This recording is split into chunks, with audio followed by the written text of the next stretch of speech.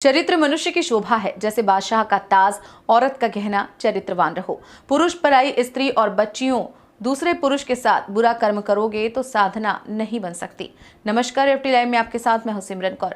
आध्यात्मिक साधना में तरक्की के साथ साथ इस भौतिक दुनिया में भी उन्नति के लिए बुनियादी मानवीय मूल्यों को सभी प्रेमियों भक्तों में कूट कूट कर भरने वाले, निस्वार्थ भाव से सेवा करने की सीख देने वाले, सभी प्रकार की शंकाओं का समाधान करने वाले, इस समय के प्रभु के जगाए हुए पूरी ताकत वाले नाम जय गुरुदेव के प्रचारक उज्जैन वाले संत बाबा उमाकांत जी महाराज ने नववर्ष कार्यक्रम में 1 जनवरी 2022 को सायंकालीन बेला में दिए संदेश में बताया कि money is lost, nothing is lost, health is lost, something is lost, but character is lost, everything is lost. चरित्रवान रहो, चरित्रहीनता मत लाओ।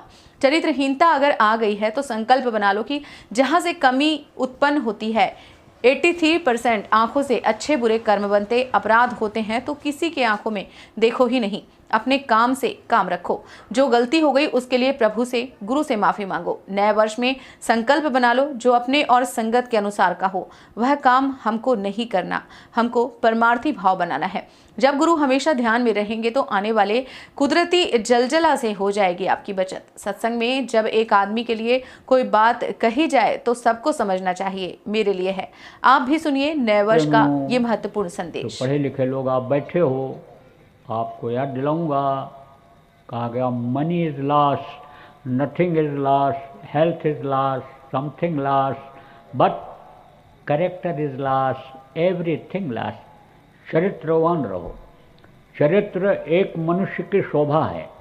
जैसे औरतों का आभूषण जिसको गहना कहते हैं शोभा है, जैसे बादशाह का ताज शोभा है, इसी तरह से मनुष्य का यह शोभा है, चरित्र शोभा है। तो चरित्रहीनता मत लाओ। और अगर यह आ गई सोहबत के असर से, न जानकारी में आ गई, तो संकल्प बना लो, चाहे पुरुष हो चाहे स्त्री हो, कि जहाँ से कमी ये उत्पन्न होती है।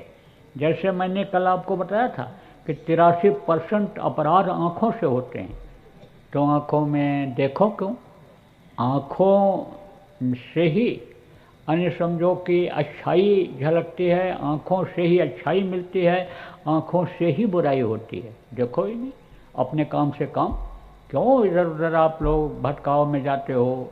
और जो गलती हो गई उसके लिए आप प्रभु से, गुरु से माफ़ी मांगो। और आज नए वर्ष पर संकल्प बना करके जाओ कि अब वो काम जो अपने नुकसान का है, जो संगत के नुकसान का है, उसको हमको नहीं करना है। हमको अपना परमार्थी भाव बनाना है। आज ये समझो कि हम अपने तन को, मन को, धन को गुरु को समर्पित कर रहे हैं। तो गुरु तो तन भी सबका नहीं मांगते हैं। कितने लोगों के तन से सेवा कराएंगे, काम कराएंगे? तो सबका तन भी नहीं मांगते हैं, तन भी नहीं चाहते हैं। जो समर्थ गुरु होते हैं, जो इच्छा की नहीं मनमाही, वो हर प्रताप का दुर्लभ नहीं, उनके लिए किसी भी चीज़ की कमी नहीं रहती है। और जो है वो धन भी नहीं चाहते हैं। संत न भूखा तेरे धन का, उनके तो धन है नाम रतन का। लेकिन जो प्रेमी भाव में, भक्ति में, जो प्रेमी परमार्थ के भाव से दे देते हैं, पर तेरे धन से कुछ काम करावें, भूखे दुखे को खिलवावें, तो वो अपना नहीं समझते हैं। आप ये समझो, वो ये समझते हैं कि तेरा तुझको अर्पण, यानी इन्होंने दिया है तो इसका फल इनको दिला दिया जाए। तो वो लेना देना कर्जा उसमें अदा करा देते हैं, परमार्थ करा करके अदा करा देते हैं। तो समझो कि धन, यानी समझो धन के भी भूखे नहीं होते हैं। लेकिन कहते हैं कि प्रेम बनाओ। तो प्रेम एक ही से एक बार में बनता है। जैसे आपका प्रेम पुत्र में है, परिवार में है, धन में है, और उसी समय कहो कि हम गुरु से भी प्रेम कर लें, गुरु को भी याद कर लें, तो जिसको याद करोगे, जिसको देखोगे, प्रेम तो उसका उस समय पर उससे रहेगा। इसलिए आप ये समझो, कहते हैं कि प्रेम के भूखे होते हैं।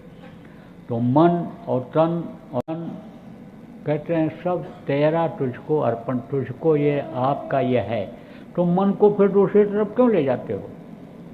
कहते हैं मन लगा के पढ़ो बच्चे से, मन लगा करके काम करो, मन लगा करके साधना करो, मन लगा करके सत्संग सुनो, तो वो चीज़ तभी मिलती है। तो देखो प्रेमियों, मन उधर से हटा दो और मन आप गुरु की तरफ लगाओ। गुरु महाराज के भक्त प्रेमी हो, गुरु की तरफ लगाओ आप, तो समझो कि आपका ध्यान जब उधर नहीं जाएगा और गुरु जब ध्यान में रहेंगे तो आपकी बचत हो जाएगी।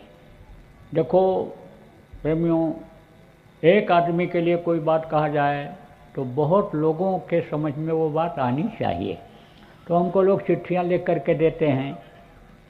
आप ये समझो कि गुरु महाराज की ऐसी दया है कि चिट्ठियों का जवाब इन्हीं में आ जाता है। आज भी एक प्रेमी ने चिट्ठी लिख कर दिया, अब देखो उनके लिए ये जवाब आ गया। लेकिन इस चीज़ को आप लोगों को भी समझना चाहिए, सबके लिए ये बात है। ये मत सोचो दूसरे के लिए कहा जा रहा है, मेरे लिए नहीं कहा जा। तो देखो, चरित्रवान रहना, चाहे स्त्री हो चाहे पुरुष हो। पुरुष दूसरे के साथ बुरा कर्म मत करना, दूसरी औरत के साथ, और बच्चियों दूसरे पुरुष के साथ बुरा कर्म मत करना, नहीं तो साधना नहीं कर सकती हो, कोई भी साधना नहीं कर सकते हो, अंतर में चढ़ाई नहीं हो सकती है, ये समझ लो।